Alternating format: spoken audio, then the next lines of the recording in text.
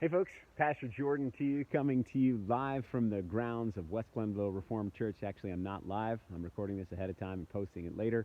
So that was false. But what is true is that today is the first day of the Major League Baseball season. So let's go Blue Jays. Hopefully you can see a little bit of my jersey there. Sporting my jersey for my team today, and hope you enjoy a little baseball today if you have the opportunity. What a wonderful sign of the springtime that is ahead. And speaking of which, we are about to begin Holy Week, and we'll be coming to worship this coming Sunday on Palm Sunday. It's the start of the Holy Week festivities. We begin on this coming Sunday with the triumphal entry of Jesus Christ into Jerusalem. We'll hear that story. That's the story we always hear on Palm Sunday.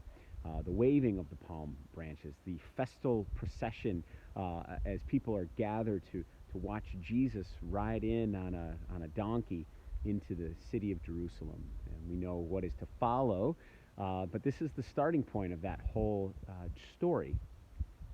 And so what we're going to focus in on today is not so much the irony of Palm Sunday. That's usually where ministers end up, is the sort of the ironic nature of the joy and the celebration, and then what is to come, and what does that speak to us, those deeper messages. But there's something else that's interesting about this scripture, and it has to do with this one scene where the children start praising Jesus, and they're lifting up their voices in praise, and it becomes this thing that's kind of upsetting to the Pharisees around there, and we want to kind of focus in on that this week.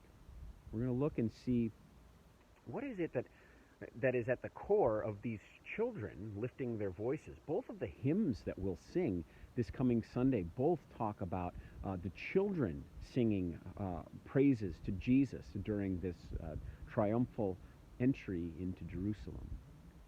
What is the purpose of that? Why does that show up, that the children are singing? What does that say to us about this thing that God is doing in our world through Jesus at this time? What is the messaging that's happening when we hear the children lift their voices in praise to Jesus? So that's kind of where we'll set our focus this Sunday. We'll also be celebrating the sacrament of Holy Communion. So it's a wonderful Sunday in that regard. And we're also going to have a special children's message announcement from Jen Keneally, our head of mission, and she's going to take us through the mission of the month that's coming up. So it's a great way to kick off Holy Week, so we invite you to be with us. If you join us from home, make sure you've got some communion elements to watch along with us and enjoy your communion celebration alongside the rest of our community. But we encourage you to be with us in worship this Holy Week.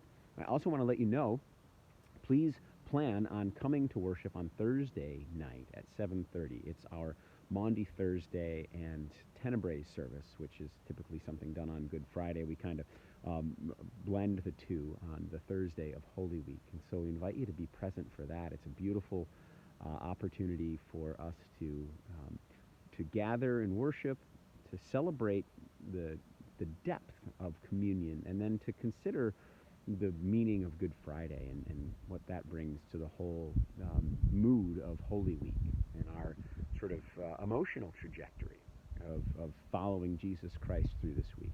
And then, of course, Easter Sunday is going to be April the 9th, a week from this coming Sunday, and that will be a blessed celebration. We've got a whole bunch of new members joining our church, and they are going to be professing their faith that day. We're excited to have them as a part of our faith family, and we invite you to join us for all of these celebrations. So we'll see you Sunday, we'll see you Thursday, and then we'll see you next Sunday as well. And we look very much forward to worshiping throughout this Holy Week with you. May you have the most blessed of Holy Weeks, and I look forward to seeing you soon here at church. God bless.